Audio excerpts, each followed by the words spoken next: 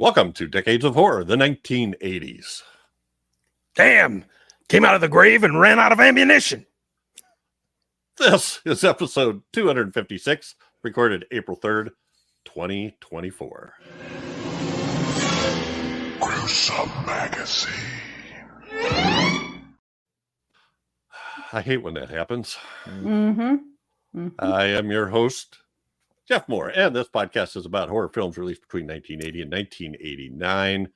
Each episode, my co-hosts Bill Mulligan, Crystal Cleveland, and Chad Hunt, and I will tackle another classic or not so classic film from this radical, gory, influential, and gruesome decade.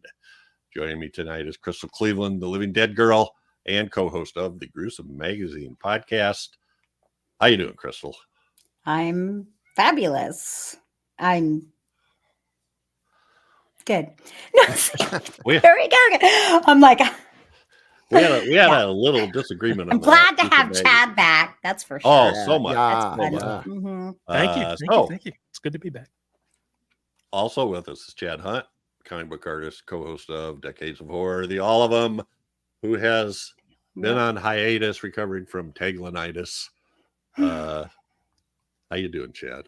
Them taglines, boy. I told you guys when we started doing that shit, them taglines were going to be the end of somebody.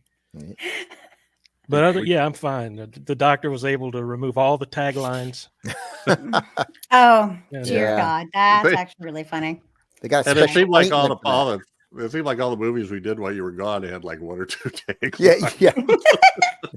Yeah. Luckily, this one makes up for it. So. Okay. And also with us is Bill Mulligan, writer, director, special effects guru, and published author, all around nice guy, and co-host of Decades of Horror in the 1970s. How are you, Bill? Yep. I'm doing fine. Back from my trip out to Montreal. Oh, yeah, it was fun seeing my daughter. We saw a bunch of movies. We went to, she's a chip off the old block, so we went to see a bunch of movies. I just wish I was still there because she's going to get to see the totality eclipse. Ooh. Yeah. Awesome. That's we'll just get orgasmic for science teachers, isn't it? Yeah, except I don't want, well, let's not get into that. But Jeff always takes it too far. Yeah, really. He's like, ooh, words that could get me fired. So, HR.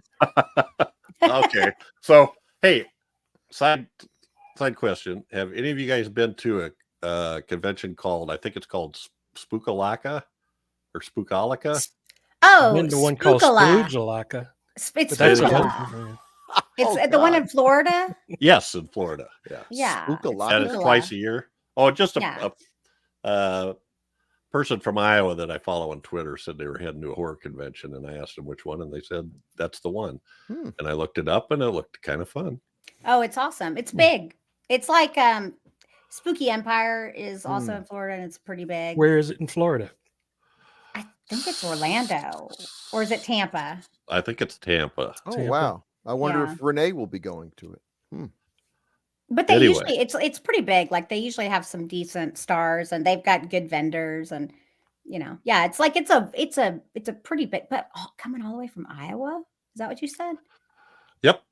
Cheese and rice. Like what do they have to see at this convention in Florida that makes it worth it? That's what I think. It's probably a vacation to Florida, and okay, that makes more sense then. Okay, it's interesting because I follow her for a totally other reason, and every once in a while she let something slip. Like she was raving about the Hellraiser on. Oh, who did the new Hellraiser? Was that on Netflix? There was Hulu. Yeah. Hulu. Yeah, she kind of raved about that, and so I went, "Oh, cool."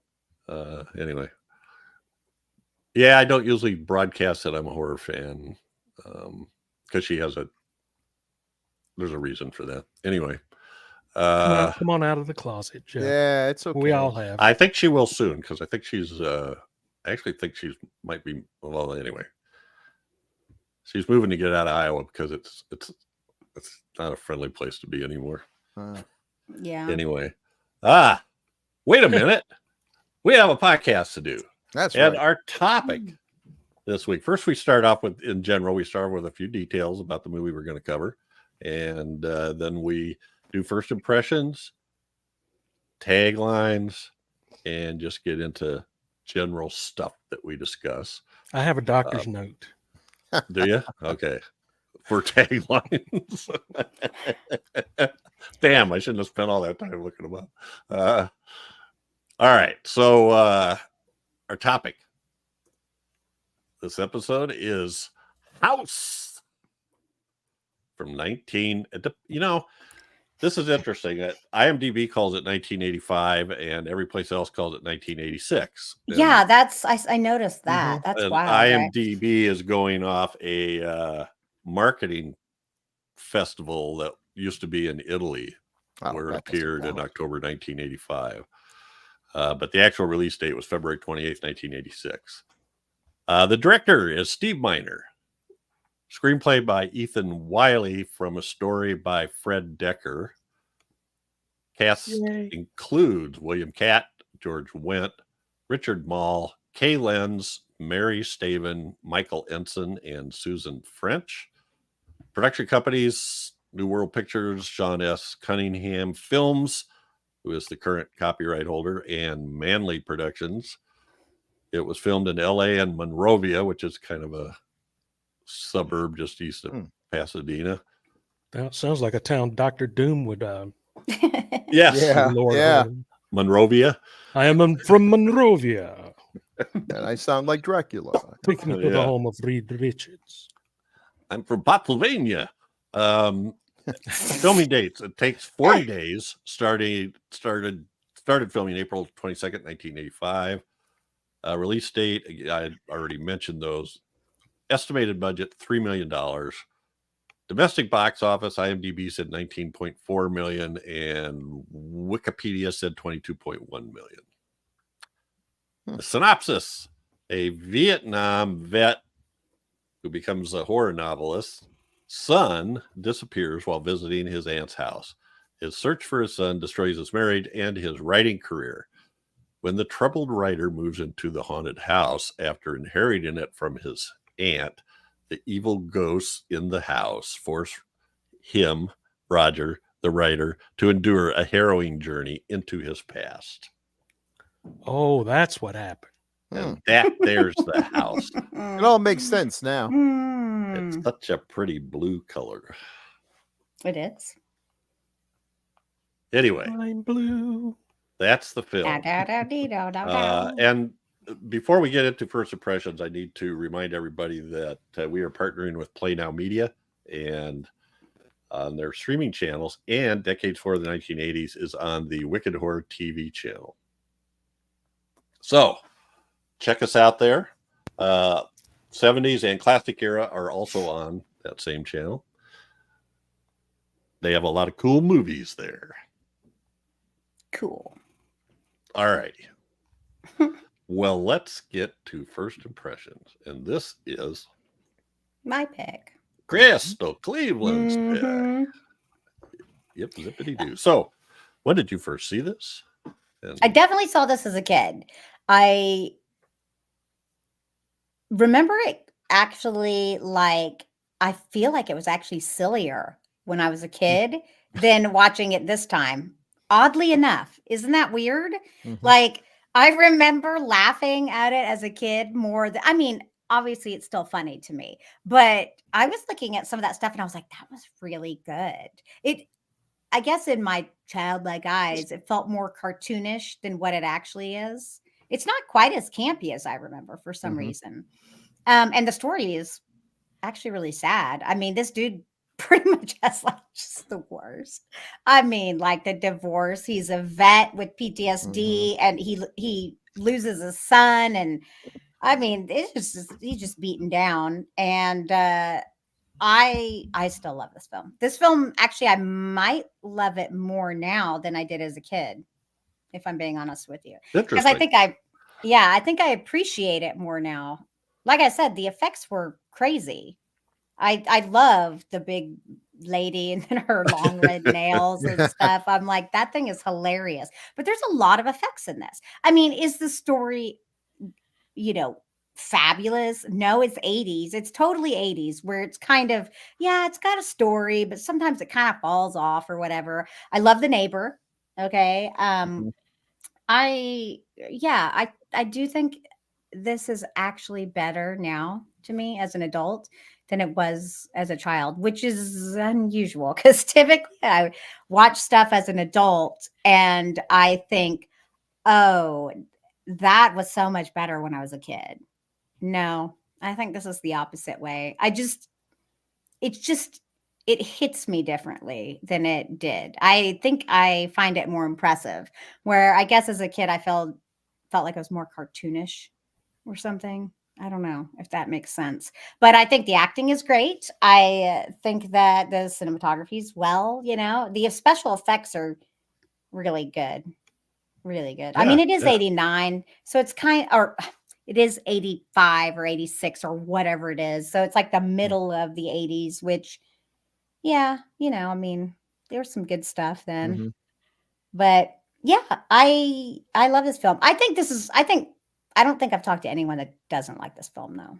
I think this is a pretty universally liked film. Would y'all agree? Like, I mean, to some degree, if you like horror movies, I think House is a go-to for sure. I don't actually hear a lot of people talk about it, but whenever someone does talk about it, they seem to speak highly of it. So it's not The Blob like I wanted to do, but I haven't seen The Blob in a long time, so I'll be interested to see how that hits me. It holds up. All righty. Appreciate that.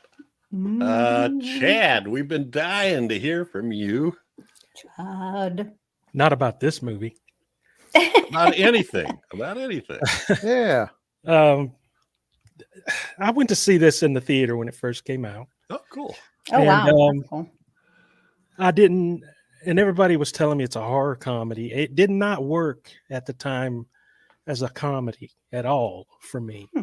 I guess because I went in expecting scares and laughs, and if you're gonna do a horror comedy, you've got to really pull that off somehow. I found it at the time incredibly boring. The story I hated it. The Vietnam scenes looked like an SNL skit a lot of the times. And I just came out of the theater confused about what just happened and what this movie was all about, and how did that kid survive in that little cage for that long? Oh yeah. At the time, and I was like, it's got Sean Cunningham, Fred Dekker wrote it. It's got a lot of cool cast members in it and everything. And I just came out just going blah. I didn't feel anything, but I did love the makeup effects and the special effects in it. I did love that. And so that's the last time I saw it, was when it first came out. So this time I said, well, I'll revisit it. Maybe I'll come at it with, a different perspective and as an adult. And I did kind of, but it was, I'm going along with what Crystal said. It was sad. Yeah. Because you didn't really know if this guy was just suffering from, the PTSD of being a veteran and seeing a lot of things like that. And was he really going crazy? Was the house really haunted? A lot of different stuff like that. So the story was a little, I understood it a little bit more as an adult. And there's some things that still didn't make sense, like how'd the kid survive in that little cage for that long? But But and how a ghost could keep a living child alive somewhere for that long, or whatever. But anyway, I liked it a lot better this time, and I appreciate it a little bit more than I did when I was younger. Cool. Yeah. Good to have you back, buddy. Yeah. Thank you, guys. And good to be back. Bill Mulligan. How about you? It is great to have you back, man. I saw this in the movie theater. I saw it when it came out. And I remember being a little disappointed because, it was 85. So I'm well into my reading Fangoria and everything. I know who Steve Miner is and Sean Cunningham. And I'm expecting something more Last House on the Left or Friday the 13th, and got a comedy, kind of a family friendly horror movie, really. That just wasn't really what I was going for, but I enjoyed it enough. I liked it enough. Watching it again, boy, is it 80s. Mm-hmm. I've asked this before. What is it? As soon as the movie starts, you're looking at it like, well, this is an 80s film. There's a feeling to it. There's a vibe. Everything, the bright colors and all. It's a little too clean. It's for the my film taste. stock they sold back then. Yeah, I think so.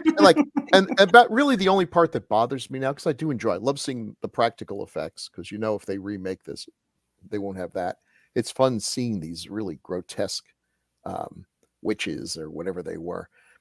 But boy, when they do the Vietnam flashbacks, I'm thinking to myself, this looks about as much like Vietnam as if I just took a camera in my backyard. Yeah. It does not scream Vietnam. It's the cleanest, happiest looking Vietnam. It's the Nickelodeon version of Vietnam. But for that, it's got a really likable cast. Super likable cast. And it's fun. It was fun revisiting it, because I don't think I've seen it since 1985 when I went out. That was a long time ago. Mm-hmm. And I'd forgotten most of the stuff. I totally forgot that he had a son who disappeared. Although the one thing I remember as I'm watching this movie, the one thing that really hit me was the shot of the little boy's legs going up the chimney. That stuck with me. That stuck with me all these years. Mm-hmm. But I think it's fun. It holds up. It's a horror film you can watch with the kids. Yeah, I thought it was cartoonish. I didn't realize it had all this. I mean, look at the way that thing looks with her big lips and her, it's like she's like one of the gremlins or something. Yeah. And there are some dark themes here. I mean, this Richard Mohr here, his character was tortured for 2 weeks. That's kind of dark. So there's a lot of stuff in here that could have been dark if they decided to go that way. But I guess Steve Miner was looking for a career change, and this was the necessary bridge that would allow him to do the comedy classic that has really held up over time. Yes, I'm talking about Soul Man. Yeah, my gosh. All right. Oh my appreciate that. Gosh. That's a closing line if I ever heard one. Yes. So I'm going to make another admission here, and the hits just keep coming. I'd never seen this before. What? I quit. Yeah. Wait, what? I question whether Jeff ever liked horror. I question everything. But it's just not the kind of thing that I went after at the time. Now, watching it now, I felt a little bit like Chad did the first time I watched it. So I thought, I kept reading how funny it was and stuff. So I thought, well, I'll watch it again. And I started to realize, I think it's the kind of movie that would have been a lot funnier in a theater full of people. Oh, I'm sure. Because people would have laughed and got you and start getting the routine. So anyway, because there is some pretty funny stuff, not the least of which is the neighbor, George Wendt. Yeah, he's so good. But the way William Catt overplays his character and his response, and when he's eating, like he's telling George Wendt this story about these ghosts that are in the house, and do you think I'm Looney Tunes? So anyway, it was fun, and the cops were and great effects. It's amazing. And what I found out in like we always do, or like often do in movies that we do for the podcast, is seeing all the cool people that were involved in this movie, character actors and stuff. And so we'll talk about that too as we get going. So I enjoyed it. It's a fun one. It's got all the right people. Yeah, I mean, when he comes out in his out of the house, like, and he's Yeah, got yeah. Vietnam kid. It's so ridiculous. He's I practicing to get- escape from the closet creature. Yeah, I get why I didn't get a lot of this as a kid. That was like way beyond me. I just thought it was silly adults being stupid. Like, now I'm like, And George There's a Wendt lot. says, "Hi, Roger. What you doing?" Just like yeah. this is Writing happening. must be fun, Yeah, or what does awesome. he Yeah, say? writing must be. Must be fun. That's so All right. funny. Well, what are we doing now? It is now time for how we've missed it. I know, and Chad, I have failed you. Yeah, we have taglines by Chad. Yeah, the fail is strong. I'm gonna have Taglines to with put my Chad. cheaters on for this. Yep. All righty. We got a mess of them too. Let's see here. Ding dong, you're dead. Oh yeah. Okay. See, I remember that one. That's the one I remember because it's like the finger. Right. Yeah. Yeah. And who was dead? Never mind. The ding dong. The aunt. The aunt. Oh, that's Yeah, fine. yeah. She's dead. Yeah. Okay. Whew. Found someone. You're right, though. And here's the dichotomy. Horror has found a new home. House. Okay. This That house. sounds so Yeah. serious. Yeah, That wow. sounds so serious. Enter at your own risk. Ugh. Okay. Yeah. Okay. Well, Yeah. I'm just like, wah, wah, wah. It's good to be back. it's like a bunch of realtors came up with these. Oh, that's actually funny. Okay. That's Fear came to this house. oh god, and that's the appropriate voice, Yeah. like Zelda. Yeah, Leslie. What was his name? Yeah, that's right. Oh, This is a house where no one should live, dummy. oh wow. There's another one. No one is ever alone in the house. Ooh, That's- that sounds perverted and like Yeah. like a what? It sounds like the welcome mat out in front of Jeff's house. Yeah. It sounds like the Yeah. warning sign in front of P. Diddy's house. Come on in. The water's Oh, fine. Yeah. Bill. Shots fired. It's too early. He could have me killed. Yeah. Well, if he would never know about this, I'm not too worried. Let's hope. Diddy's a faithful listener that I've heard to That's this right. show. I'm sorry, sir. Mr. Diddy. It has been waiting for him. Now it wants you. Ooh. Okay. You are cordially invited to spend an evening with Roger Cobb and his friends. Don't come alone. Oh, okay. Oh, That's the worst. am I supposed to know who Roger Cobb is? Oh, okay. Yeah, exactly. Yeah. That's horrible. Will it be food? Hmm? Will there be food?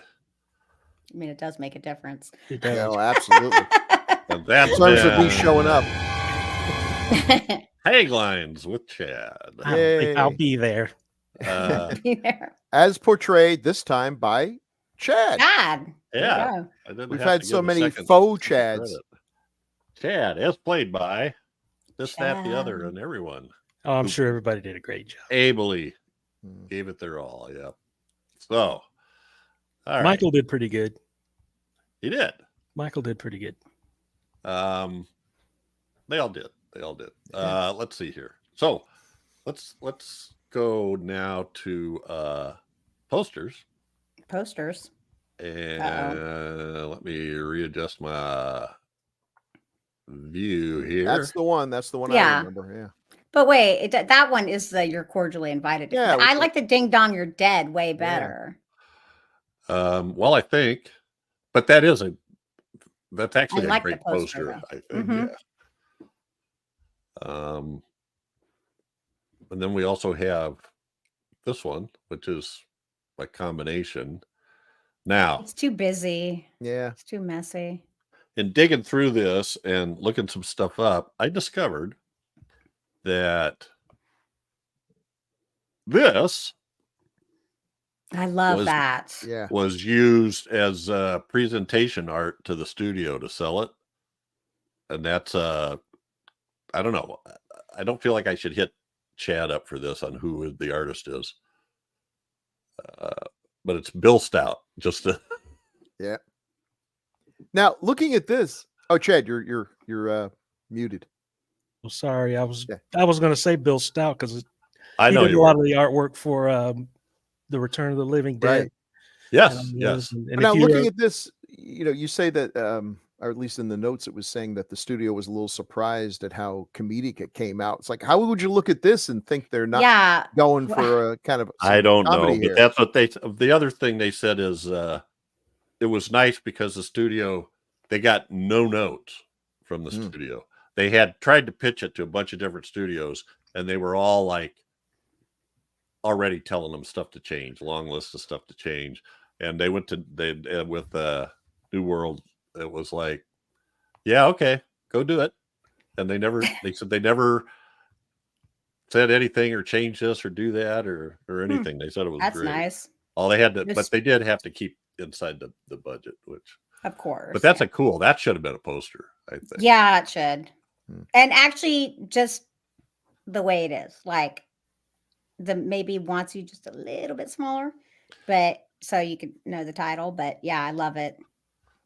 So once I dug into the Bill Stout black hole here, they also asked him to do some of these paintings that were in the house that the ant was supposed to have done. They were kind of creepy. Well, the only one that he did was the main one that actually kind of tells the story. So we got the grandfather clock and the pocket watch that are both on midnight, and we see the ant looking out through the door into the light. We got a sink with blood in it. We got the rope and the cabinet with the boy in the mirror, which was the big thing. So, and the weird thing was, he said that they told him he wanted it to be unfinished, sort of like you didn't know how the finish of the story. But he said to Bill Stout, an unfinished painting meant I didn't do some final detail and touch-ups. Yeah. And they showed it to Steve Miner, and he goes, no. I mean, we need some blank parts on here. Well, yeah. That's not how you paint. Well, okay, exactly. Like, that's not how you leave it. Technically, that's not. So they didn't want it an unfinished painting. They wanted it a half story of a painting. Right. They didn't communicate well. Yeah. Because you don't paint, you don't make a painting from like one end to the other. You have it all mapped out. And like the only other two that I noticed were these two, which were done by Richard Hescox. Those look crazy. That top one looks like MC Escher. Like it does. Yeah. And the bottom one is, you kind of wonder, what's this got to do with it? Oh, but there's all the garden utensils flying. Right. And then it's a nude lady. So that's William Cat doesn't have boobs. No, in the sawdust. Yeah. That was one of the funniest bits though, when he opens up the door and they're just sitting there waiting for him. Oh yeah, patiently, like a couple of Dobermans. Crazy, so funny. It's funny, silly, funny. So anyway, that's some of the people that I found were interesting that were involved with this. So produced by Sean Cunningham. Yeah, very common name. What do you got here, Bill? Friday the 13th, Stranger is Watching, House 2, and Deep Star 6, which I believe. Okay, look, House 2, Frightening, Strikes Twice. That's kind of funny. Yeah. So someone's watching me. Is that the John Carpenter TV movie? A Stranger is Watching. Stranger is Watching. No, it's not the same thing. You're Beneath New York's. I gotta look at that. As a Grand Central Station. Now I foolishly forgot. Nope, I was so busy getting his stuff that I somehow got across in my mind that he was the director, and that's not true. So I don't have a card for Steve Miner, who deserves his own card, of course. Yeah. Okay. So they were paired together, and that's why Miner did the 2 and 3 Friday the 13th. Mm-hmm. Yeah. And Steve Miner is also kind of special in my heart because he came very close to making a Godzilla movie. the American Godzilla movie that would have been looked like it would have been amazing, but at the last minute they Hollywood said a Godzilla movie, who would go see that? Well, even as we speak, it's the #1 movie in the country. So turns out there actually was a pretty big fan base for Godzilla, but oh well. Let's hire them disaster movie guys to do it. That's right. They know what they're doing. Well, the movie I was thinking of was Someone's Watching Me, 1978 TV movie with Adrian Barbeau. I know is in it. Strangers Watching had Rip Torn. Strange. Oh wow. Yeah, that would creep you out. Yeah, it would scare the heck out of me. So yeah, this guy's been a force in horror for a long time. And they kind of thought that the whole slasher thing was kind of ending, and they were foreseeing the horror comedy as the next movement. Was kind of why they also did that. So so you talked about Minor already. You brought up with the second, third Friday the 13th, and this one, and then the ever popular. Why can't I remember the name of that movie? Steve Miner, the one he did after this. Oh, Soul Man. Soul Man. Oh, Soul Man. Oh God. Okay. As quickly as you brought it up, I forgot it. For sure. That's right. Woof. I hear there's a theater that's playing in all month in February, night after night. Yeah. No. Wow. Didn't Steve Miner do one of Crystal's favorites? Which Oh, one? yes. Warlock? Yes. Oh. Am I wrong about that? Makes sense. No, no. You are right. Oh. You are so right. And one of my favorites, Lake Placid. He did. Oh yeah, that was a great film. Yeah. All right. So we forgive him then- for Soul Man. I can't forgive him for Fred Last Dekker. House on the Left, though. I'm sorry. I'm talking about Sean Cunningham. Yeah, that's a tough one. Hey, it's based on an Ingmar Bergman movie. How bad could it be? Well, you know how I feel about Bergman. That's well known. That's where he was going, I guess. Oof. So Fred Dekker. Monster Squad. Night of the Creeps was a classic. Fred Dekker is one of those guys. I keep thinking he did way more than he did, but it's just that I really love Night of the Creeps and Monster Squad so much, but neither one got the credit it deserved. Well, everyone loves Monster Squad now. Like, they do now. They stayed away in droves when it came out, but because that's a horror it's like comedy. a kids. Yeah, it's like I mean, like for the Little me, Rascals meet the universe. Yeah, right. Like, yeah. Because when it came out, I went to see it when it came out. I don't know why, because I remember thinking, "Oh, this is just the Goonies with some monsters in it," and I've never been able to sit through the Goonies, but somehow I got. Yeah, now I know. Here come the letters. You're raping my childhood. Oh my gosh, the Goonies is wonderful. I really do think the Goonies is one of those movies you have to see at the right time. I could watch it anytime. That's because you saw it at the right time and it's wormed its way into your head. But if you're, that's fair. Okay, I see. Yeah. Well, Steve Miner also directed Halloween H20. Oh, that was a good one. That was a good. I thought it was kind of fun one. Yeah. It's Jamie Lee. It did. But so that RoboCop 3, boy. Okay, that wasn't very good. I don't think I've ever seen RoboCop 3. It was not good. Written by Frank Miller, I think, but it just did not work at all. Robert Burke as RoboCop. That was the first thing that was wrong with it. Is this the one where he flew? He could fly? Yeah. Oh, wow. Just like Iron Man type thing. Yeah. To sell a toy. Yeah. Is basically why they did it. That's funny. The guy from the movie Thinner. Robert Burke. He played RoboCop in that one. Yeah, there's only one RoboCop. I never would have known, but now I can picture him. Does he fit in a suit? That's what I want to know. But RoboCop, the first RoboCop is such a dark, violent, funny, gory movie. But by the time they got to RoboCop 3, RoboCop was wrestling for WCW. Yeah. Yikes. Yeah. You felt bad for the wrestlers. The guy that wrote the screenplay is Ethan Wiley. Now, the the story was Dekker and some other guys, when they found out they were going to do the Twilight Zone movie, decided they were going to do an anthology, and he worked up this little thing on House that was going to be one of the pieces, and then that fell through. So then he made the treatment a little bit longer, but then he never did with it. He got busy with some other stuff, and his roommate, who was Ethan Wiley, was saying, "Why don't you do something with that? Why don't you do something with that? You know, well, why don't you write it? Yeah, why don't you do something with that?" So, I got to get better roommates. None of my roommates ever gave me an opportunity like that. Fred Dekker's version was much more straight horror.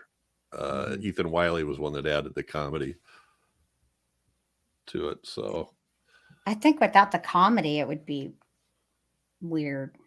Really, honestly, it would be weird. Mm-hmm. All right, so we have a coalescing of lots of people here. So William Catt plays, believe it or not, Roger Cobb. Yeah. Now I'll tell you what, I remember watching The Great American Hero, but I don't remember anything about it except an image similar to that picture. That's I don't remember a single story. I don't remember. He found a suit, but it didn't have any instructions, and it gives him superpowers, but he doesn't know how to make it work. And Robert Culp helped him out. Yeah. Oh well, that's probably why I watched it. I think after the first season, if there was a second or third, I'd never watched it because I got so sick of watching him try to figure the suit out and where it came from. I just gave up on it. Awkwardly flying in front of a green screen. Yeah. Mm-hmm. So yeah, there he is in the top shot. Just different poses. He actually, I think he does a pretty good job in this. Yeah, I think he's good. He's sort of all over there. He's got some pathos in there about his son, and he looks less. Okay, The Great American Hero. First of all, no attempt is made to disguise who this is. You know, it's like, even if I didn't know who it was, I'd take one look at him and say, "Hey, that's William Catt." Sammy Hagar, either one. Yeah. Now, does he scream to me PTSD tormented Vietnam vet? He does not. Well, the whole setup on that, like you've already talked about the Vietnam set. Yeah. The whole setup on that was a little. So was he being a coward, or did he just? He didn't want to shoot his. Couldn't handle. Yeah, he didn't want to. Yeah, like I don't think he was being a coward. Like there's always a chance, you know. Like, right. I guess the moment. Just think about it in the mist, like you know, look what he did, but because he didn't feel like there was a chance, and then. Yep. Well, yep. Wouldn't he be embarrassed if he shot his buddy and then ran through one of those Florida ferns, and immediately there's a whole platoon of guys ready to Florida ferns. Yeah. Florida ferns. Living room ferns. Aunt Bessie's living room ferns. Yeah. So I don't know. Did he do very much other horror stuff? He was in Carrie, obviously. Oh, yeah, he was great in Carrie. That was, and that alone. Mm-hmm. God, what a great movie. I like him as an actor. I think he's a good actor. He didn't seem right for this, to me. Even though his acting was very good, I guess it was his looks, maybe, or because I always remember him as this young guy from Carrie, and then the greatest American Hero and that kind of thing. It's like Bill said, I didn't buy him as a tortured Vietnam War vet. I mean, they didn't have to give him a William Dafoe platoon scar, but something just to, darken it up a little. He was more believable as a writer, as a Stephen King-esque writer, than the Vietnam vet thing just seemed kind of, I don't know. That sounds like something Sean Cunningham came up with. Let's make him a Vietnam vet. Yeah. In 1985, it's been a few years since Nam. I mean, I also would expect him to be a bit older. Yeah, I was about to say it might have been too. Well, no, my dad was in Vietnam, and my dad was super old. Never mind. Bad. Oh wow, that was a bad choice. I didn't realize he played Paul Drake Jr. in a Perry Mason reboot TV movies in the 80s. I think I remember that actually. So Paul Drake was the guy who lost every single time against Perry Mason. No. Paul Drake was his detective. Oh, his assistant. Oh, who's the guy who lost all the time? That was William. Jeez. I love that guy. I was rooting for him because you had to feel bad. He really believed these people were guilty, and they never were. I've never seen it, but I can imagine. Oh, I would just go home and drink myself to sleep every night. Once again, I almost sent a man to death row. Thank God Perry Mason got the guy, the real villain, to confess. That's right, I did it.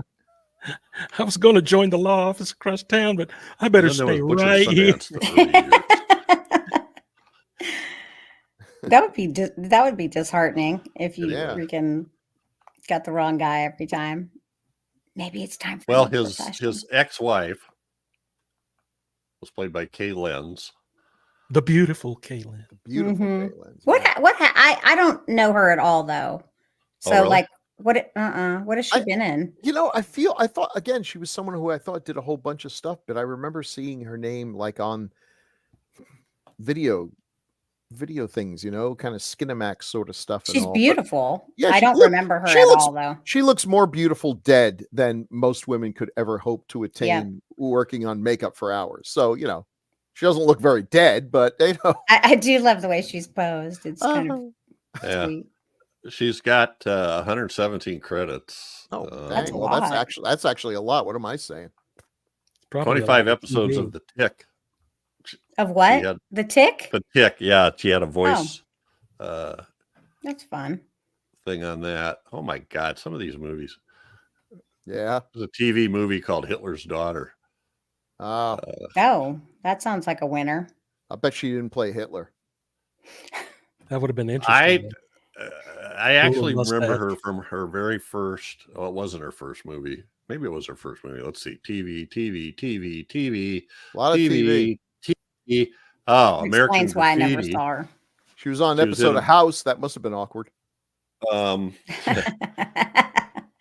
She was in a movie I saw called Breezy with William Holden. Oh my God, that was her. I remember Breezy. It's like she's like 16 years old and he's 172 and they have an affair.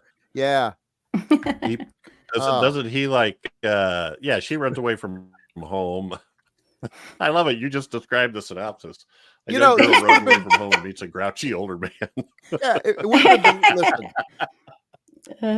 This isn't Tom Atkins. This is William Holden. Come on. Yeah. I didn't believe a word of it. Wait. I saw that. I actually saw that in the I theater, forgot all and I about don't Breezy. know why. But... Well. Oh, you know what? She was in Strip to Kill. That's the one I remember. Strip to Kill. I passed that video up many times. Like okay, I'm looking up William Holden and I don't know him at all. He was in Network. He was in what's the horror movie? He was a Hollywood movie star in like the 50s. Wasn't he in the Wild Bunch? Yes. I know none of that. Wasn't he in Omen 2? Maybe. And he was in Sunset Boulevard. So I remember why I watched Breezy now. It was directed by Clint Eastwood. You are correct, sir. Is that crazy or what? Yeah. And written by Stephanie Joe Howard, Himes, the person who supposedly wrote the screenplay to what was that goofy 70 we did with Sandra Locke. Sandra Locke, yeah. Her and Joe Himes supposedly did the original screenplay, and then Clint Eastwood was going to direct, and then they dumped. Yeah, that's right. He's not going to admit to that though. But I don't know why I'm talking about Breezy.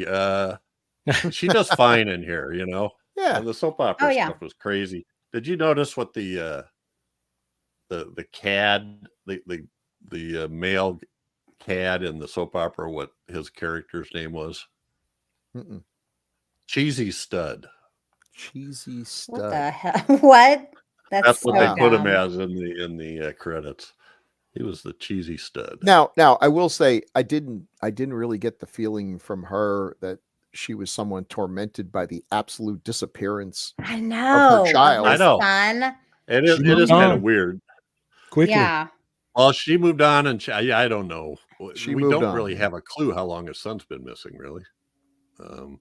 Long enough for her to leave him, I guess, and him to get writer's block. Yeah.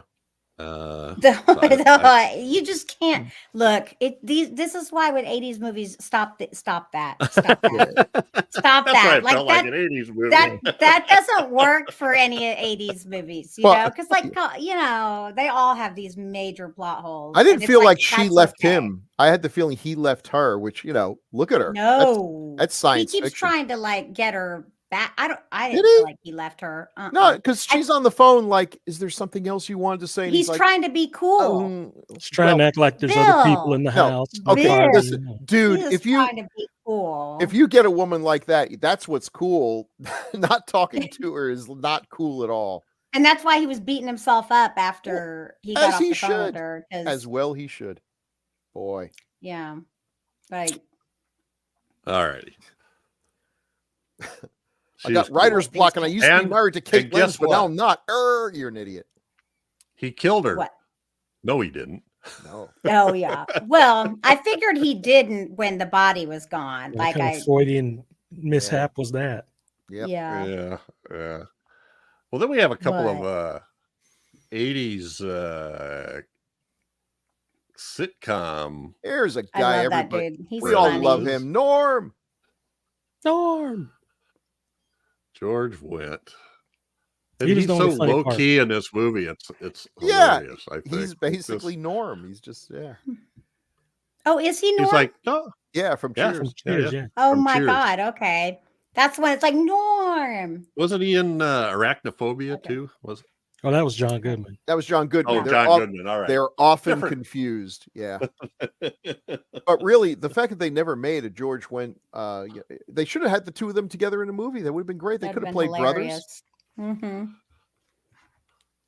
I love Dreamscape, though. It's like when people say they need to make a movie with Elvira and Dolly Parton together, which is absolutely 100% true. And let's get cracking on that. But yeah, those two. Those guys could be in the movie too. Let's bring them all back. So yeah, he's the two cops there. The one guy was from Heat of the Night. I can't remember his name, but the other guy, the black cop, was in Jason Goes to Hell, where he played Creighton Duke, I think, with the cowboy hat and everything. I think. Stephen Williams. Yeah, Stephen Williams. And the other guy is Alan Autry. Yeah. Yeah, we talked about him. He was in another show where he played a cop that we talked about not too long ago. Yeah. That where we brought up In the Heat of the Night. I don't recall which one it was right off the top of my head, but he kind of played these. He plays an upright character, but he's like clueless. Both of these cops are totally clueless, but they play it so straight. It's hard to. I don't know. Yeah, he's done a ton of work, right? Mm-hmm. Yeah, he's been in a lot of stuff. He was a trooper in the Blues Brothers. Oh wow! So yeah, in every spot it kind of felt like they had that. So George Wendt, and our other comedy fixture was Richard Moll. Oh, from Night Court. Yeah, I had no idea. And of course, Metal Storm. We got to do that. Oh my God! I've never seen it. I have no idea what that is. That's probably a 70s though, right? No, I think it was 80. It was in that 80s 3D boom where I went to see any movie that was in 3D. That's all it took. And I went to see trash like Metal Storm and Parasite and Revenge of the Shogun Women. I mean, boy, they just like here comes that stupid kid again to see a 3D movie. Now the him in the makeup holding the kid, that's not him. Okay. A guy named Kurt Wilmot played that, and he was like the tennis pro at some club that Steve Miner went to. Wow. That was a real tall, skinny guy. Oh, okay, that makes sense. So there was room for the suit on him, you know. Little did he know what he was getting himself into, because that couldn't have been. That's actually a very it's effective character right there. I mean, yeah. And Richard Moll was there to do the voicing or added it, however they did it. That's another thing. It should have been more concealed, dark. Everything was so well lit. Very well all lit. the monsters were well lit, and you could see every little. Yeah. It would have been a little creepier, I think, Right. with more Which darker atmosphere. He doesn't really look like a zombie. He's just too clean. I don't know that they cared. No. I mean, because he's not real. Like he's not even like the reality is, it's not actually the army dude. Right. And it wouldn't fit with the vibe of this film if he looked like a Lucio Fulci zombie, all drippy and gooey and everything, So to me, this totally feels like Evil Dead sort of effects. And I love it because they decided to go with what they wanted, because it doesn't have to be a zombie, because truthfully, he's not a zombie. It's not the army dude. It's actually playing on what he did in the past, because that dude is not there. It's his nightmares. Right, exactly. And, psychoses or whatever that he's got from being in the. So the two guys that did these, a guy named Kirk Thatcher was credited as creature designer, and apparently all he did was draw. He drew up these ideas and turned them into Miner or Cunningham, I don't know who. And then James Cummins was the guy that led the team that sculpted and created, the lady and the skeleton and the lady, the witch, whatever she was, and then the thing in the closet and the two little things. There was a lot too. That's a lot of. Well, and they had they had a lot of issues. In order to have a place to work, they rented a place somewhere, and I don't know what happened, but they said all of a sudden the cops showed up with an inspector, and they said you're only allowed to have 1 gallon of acetone, and they had 10 gallons for safety reasons of some kind. And so they had a day to get out, so they moved to James Cummins' backyard. Well, that explains a lot. Anyway, you boys making meth back here? Well, it's just one of those stories you hear about the practical effects back then. That the big companies had set up shops and stuff, but even then, and all the animatronics that went into the creature in the closet too. It's too bad that they showed, because that's the one that they didn't show very well. No, they didn't. And they said they put tons of work into that. It was supposed to be like the war monster, that it was all people from the war and because there were other bodies. There were faces, and the fingers were bullets, and I just could never see that. I mean, they told me that, but I couldn't see it. There was a lot of that stuff I couldn't see on it, but it was still damn good, I thought. So Richard Moll, I mean, he just is over the top on this thing. And you're right, the Vietnam scenes where he's like shooting an automatic rifle is just kind of silly. Spooky stuff, as Bill calls it.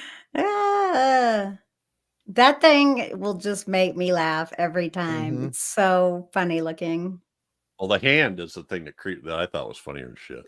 When the woman brings her son over for him to babysit, and that whole thing is insane. Like, what you don't know him. What are you doing, lady? Crazy. Back in the 80s, you left your kids with whoever, who cares? You look like a man who likes to play. I can always tell a man who likes to play. Are you ready to play? Don't forget your shoots and ladders game. But that whole thing was just so unnecessary. Yeah. Yeah. I thought it was funny. I thought the kid was great too. That was Steve Miner's son who played little Robert. Oh, okay. And He actually was kind of natural and all that stuff, I thought. I mean, Well, he was probably a little punk. I mean, he was probably crying for real. Oh, no, I think he was. Steve Miner said, I felt bad about that. We had to take away his candy to get him to cry. Oh, yeah. I'm not your real father. Yeah. Oh, my God. Oh, wow. Wow. Remember when I backed over your dog? Yeah, I remember. Yeah. Boy, that's so. I'm saving my paycheck for therapy. But that's not him. That's a different one. There were twins that played his son, William Katt's son. And the woman and that's hanging there is another well-known character actor, and I said her name before. Was it Susan French or Marilyn French? I think you said Marilyn French. She should have made more horror movies. She did have a Susan. I'm sorry, Susan French. Susan French. Yeah. She would have been great in Dolls, that movie Dolls. Yeah. She was in Jaws 2. She was in Somewhere in Time. I like how the witch on top bothered to put lipstick on. I mean, it didn't really help. It didn't help her look all that much, but at least she's putting in the effort and deserves some credit. But the nails were really long and painted red and stuff too. The whole thing is just wild. Okay, I guess it's because it's supposed to be like his wife or something. I don't understand. So many It's a mother-in-law riot. names. Boy. So I wonder how old she was. Let's see, 65. Her first acting credit, she was 53. Oh, wow. She got into it late. So it's kind of cool. She's a fun one that does a good job and was used by a lot of people. All righty. Well, bunches of other stuff. I just wanted to mention these. I'm not going to go into long details of them, but you're going to love this. I know you are. Character actor. So Susan French, Alan Autry, you mentioned him. Did you notice the lieutenant in Vietnam was played by Dwyer Brown? And did you guys recognize him? He plays the dad on Field of Dreams. Oh. Kevin Costner's dad, who comes out of the corn as a catcher, and then they play catch at the end. And other stuff. He's done a lot of other stuff too. But and Chad probably noticed who played the little critters. Felix Sela, right? Yeah, and Jerry Marin. Oh, I know Jerry Marin. I don't know the other guy. I think you do. Maybe Okay. Okay, then. Yes. If you saw him, you'd recognize him, I think. Not quite as well known as what did he played on Addams Family? Did he play Cousin He was Cousin Ed, Ed. Oh. I think. I interviewed him several times at different conventions. Oh, wow. He was cool. A really sweet guy. He was the Manitou. Oh, cool. Oh, yes. Wow. He was the demon. He played Demon Seed. He was an Ewok. He was the stuntman for Short Round in the Indiana Jones Temple of Doom. He did a lot of cool stuff. And he had some great stories. He was in She Freak. Oh man, he had some great stories. They being a little person in Hollywood in low budget movies, there was one scene they tied him up to a bunch of balloons and floated him up in the air and then broke for lunch. What? And left him up. Yeah. Oh my God. That He played is a leprechaun on Bonanza.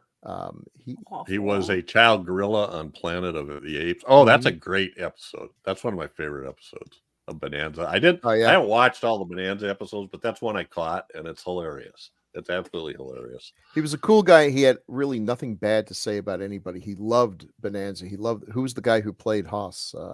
Dan Blocker. Dan Block. Oh man, he almost had tears in his eyes talking about him. So he was a very sweet guy who passed away just a few years ago, but had seemed to enjoy later in life going to conventions and this is where I need to thank Santos, because when I first met him at Canuga, I went up to him and you can almost see it in his eyes, like, oh God, someone's going to ask me about, what was it like playing an Ewok? Well, it sucked. And I'm like, I want to talk about the Manitou, and his eyes lit up because obviously nobody ever asked him about the Manitou. I'm sure. So he was just so happy not to tell another Ewok story. He was a cool guy. Well, that had a great cast too. I imagine there was some stories with that. He was in as well. Wipe your computer screen off. Yeah. Don't say it, hiss it. And I'm wanting to say, does Jerry Marin he doesn't go all the way back to Wizard of Oz, does he? I think he does. Wow. Man, oh man, what a career. He was a member of the Lollipop Guild. Of course. In the Wizard of Oz. Sense. But one of his first credits, he's got 76 credits. Died in 2018 at the age of 98. Dear God. Wow. Cheese and rice. Holy y'all, that's like insane. 2 things in the world make me sick: antique furniture and old people. That is crazy, especially having a little person live to 98. That's crazy. That because I think their lifespans are shorter, unfortunately, because of conditions. Yeah, it is surprising. I found that surprising. So, Bill, there was some stop motion in this. There was that. I couldn't find a picture of that little critter. That was pretty well done. Who did the stop motion? I should have looked that up. Well, it says Mark Sullivan. That doesn't ring a bell, but Mark Sullivan did the stop motion animation, and William Riley was the motion control animator or motion control technician. I'm sorry. It was good. I mean, Ray Harryhausen slept soundly that night, but it was good stop motion. Well, they tried doing it with practical effects. They built this whole thing and did it, and then they decided to do stop motion. And the guy that built the whole practical effects thing said, like, they should have in the first place. Cool stuff. So, the music was by Harry Manfredini, who did all the Friday the 13th movies and lots of other stuff. Cinematography was Mac Allberg, who apparently had worked some with Bergman.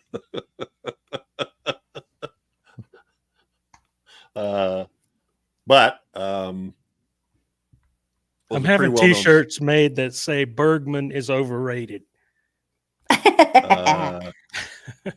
Well, I didn't say anything. I just said he did. But he also, then you look at, how do you go from Bergman to Evil Bong? Oh, Evil Bong is not bad. I didn't say it was bad. It's just not what you would expect from a. Oh, he also did Deathbed. Oh, well. Bed that eats. Then he'll do anything. Not that one. 2002. Oh. There's one called Deathbed. Not the Patton Oswalt classic. Okay. I don't know. Maybe. I was thinking of the one in the 70s. The Bed That Eats. One of the greatest comedy routines ever. Patton Oswalt's So I think he did all 3 of the House movies, Deep Star 6. So I think Steve Miner called on him. Dolls. Okay, yeah. From Beyond. Okay. Reanimator. Excellent. Ghoulies. Oh, awesome. Awesome. Metal Storm. I don't know what. I don't know that. Parasite. Oh, everybody's. Okay. Oh God, terrible. But anyway, he was a kind of a go-to guy for a lot of horror folks. Maybe at least Sean Cunningham and Steve Miner. And I know there was. I think that might be. Oh, production designer Greg Fonseca. Steve Miner just raved about him, about all the stuff that he did and how he knew how to make things look decent without spending a lot of money. Oh, that's a valuable trait. Yep.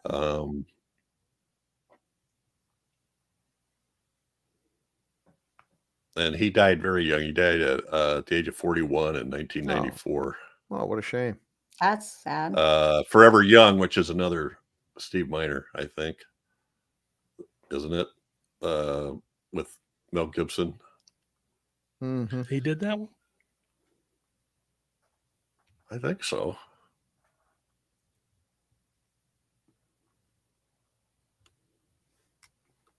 Yep. And J.J. Abrams was a writer. There's a pair to draw to. Okay. Wayne's World. This is Fonseca now. Wayne's World. Fat Man and Little Boy. Honey, I Shrunk the Kids. Anyway. They were very high on him, that he was part of the key to the success of the movie, coming under budget and being able to spend what they did on effects, etc. All right, I don't have anybody else. I think I managed to. Dennis Franz auditioned for the role of the real estate agent, who was awesomely creepy. Yeah, that's the first thing. If you accidentally shoot a spear gun that misses a guy by just 2 inches, you don't just laugh it off. I forgot about that. Yeah, That was funny. he goes, "Whoops!" What the hell? I meant to do And that. he acts like it was not a big deal. I'd be like, "Oh God, I'm going to Yeah. sue you for pain." No, I'm Oops. kidding. My But bad. Seriously, that that's was insane. and that was Michael Ensign. Well, he was really good in that role, just Yeah. playing a smarmy character. Mhm. Oh, stunt coordinator. Kane Hodder. Oh, Oh. yeah, there we go. That's fun. And it was his first film as the stunt coordinator. Excellent. And he was the guy inside the woman's suit when she was wrapped up in black plastic and William Catt was beating him with a shovel. Geez. Okay. And he said, I told him beforehand, try to hit me with the blade of the shovel, like sort of a slap, not with the heel of the shovel. And William Catt said, yeah, okay. But if you watch that scene, He was swinging for the fences, boy. he was. Kane Hodder said, yeah, that didn't work out so well. He said, I didn't really get hurt because that suit was so thick, but That's not good. he hit him in the head once, which had it was like a helmet that had that stuff mounted on it, you know. Anyway, Jeez Louise. almost forgot Kane Hodder. I gotta do that. Transitional. All right. Any final thoughts here, Crystal? This is your movie. I like it. I'm like I said, I mean, I think everyone's probably seen this film.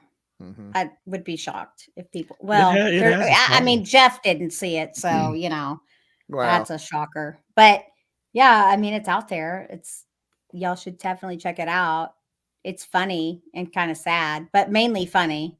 And it has a happy ending. So, you know, some good effects. Something for everybody.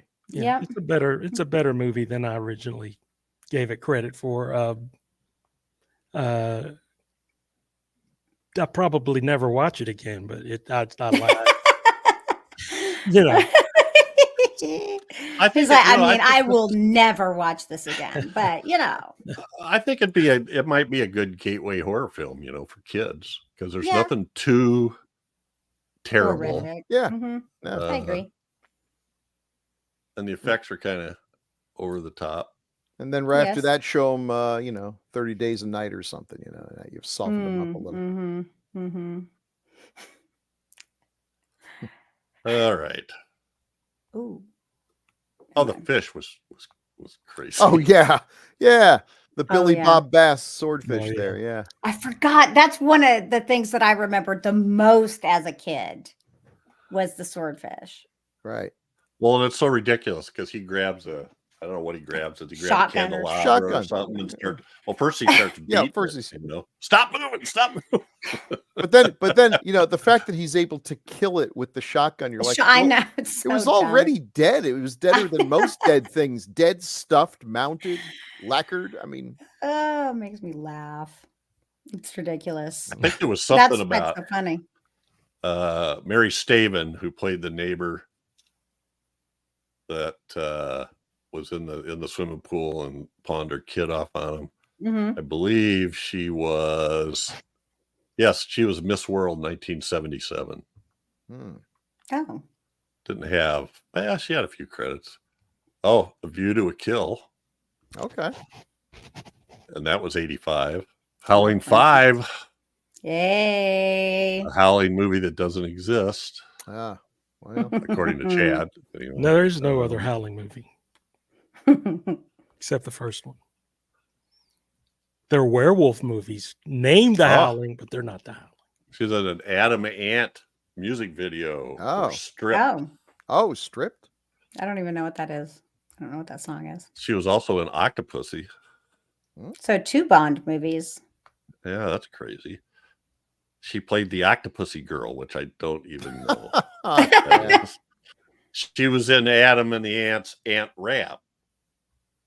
Ant Rap. Anyway. Oh, the 80s. Yeah. So many videos, so many movies. Okay. Well, I guess that's it for House. House.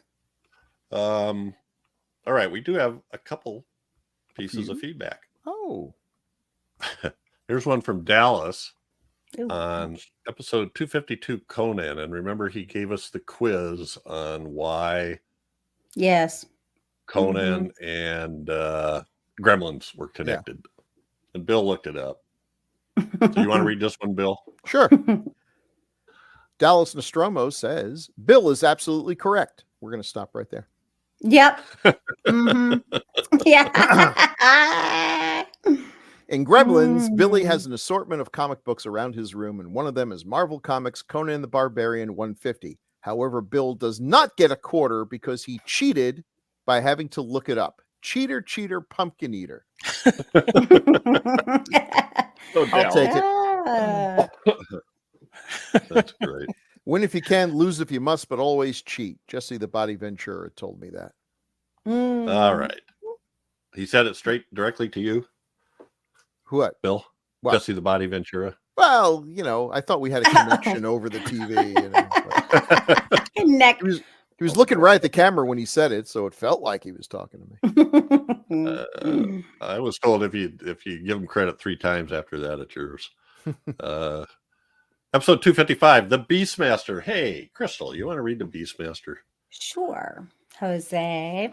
But it's not really Jose. But hey, Beastmaster's on. My friends and I shouted the same thing, Bill.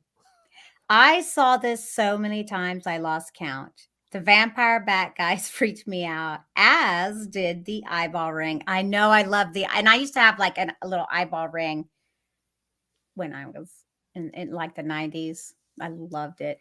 Don't know where it is now. The Vinegar Syndrome 4K looks pretty darn good. Vinegar Syndrome is awesome, actually. Mm-hmm. The first time I heard Renee's name in comments weeks ago, by the way, I immediately thought of the cataleptic Miss St. Aubin from Isle of the Dead. I hope I did that right. Yeah, and you know what? I asked her about that. Yes.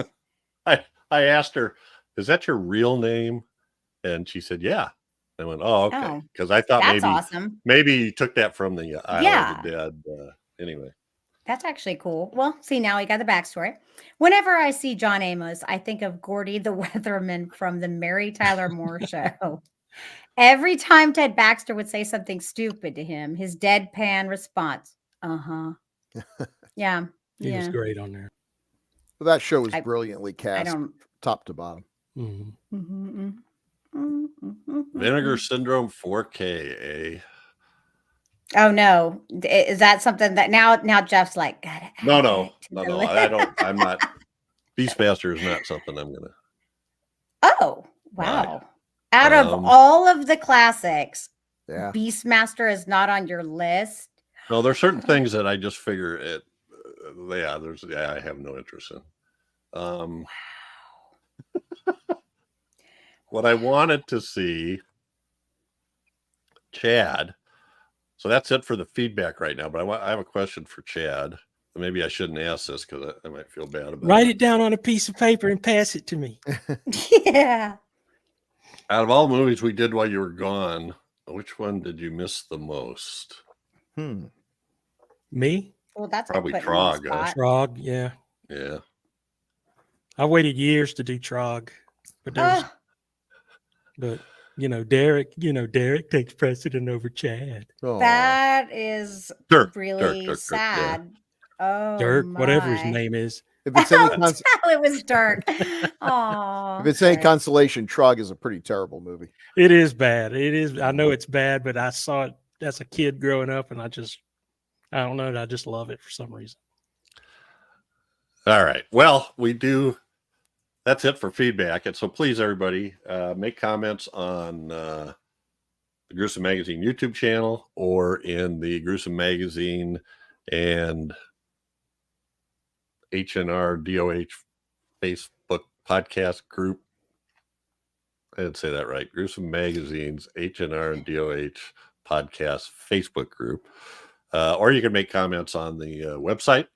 The episodes are there. If you're looking for old episodes and they're not in the audio apps, which you can also listen on audio, go to gruesomemagazine.com or decadesofhorror.com has the most, closest to all of them. I think they're missing maybe 10 of the 70s. So check that out. And we have Patreon peeps who help support us for the cost of hosting, and I don't know, you got to pay money to iTunes, you got to pay money to Libsyn, who hosts all that stuff, and anyway, so that's my humongous salary. Yeah. So if you, so I think it's $5 a month, and you'll get Decades of Horror episodes within a day or two of when they were recorded. Otherwise, you got to wait close to a couple weeks. They're still just as crappy once you get them 2 weeks later. So, okay. Well,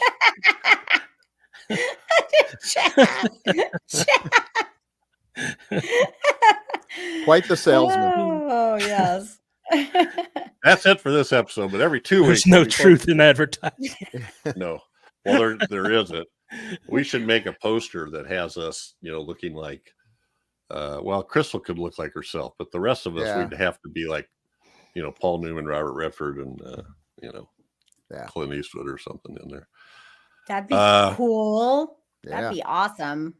Every 2 weeks, we focus on a specific film released between 1980 and 1989. Next up is one chosen by Chad.